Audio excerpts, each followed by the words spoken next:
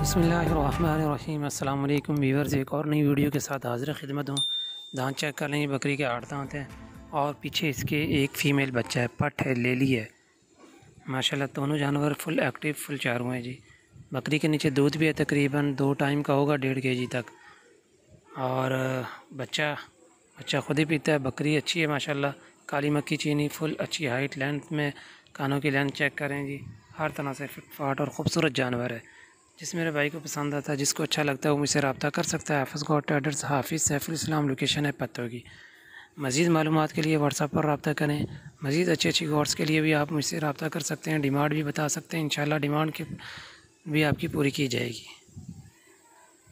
ये चेक कर लें जी, किसी तरह का कोई नुक्स और ऐब नहीं है।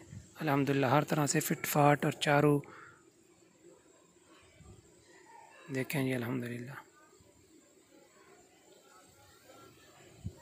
बकरियों के लिए मालूमात के लिए मेरा चैनल सब्सक्राइब कर लें। हाफिज़ गॉड ट्रेडर्स के नाम से यूट्यूब पर मेरा चैनल है। आप उर्दू में लिखेंगे हाफिज़ गॉड ट्रेडर्स, सबसे इंशाल्लाह टॉप पर मेरा ही चैनल आएगा।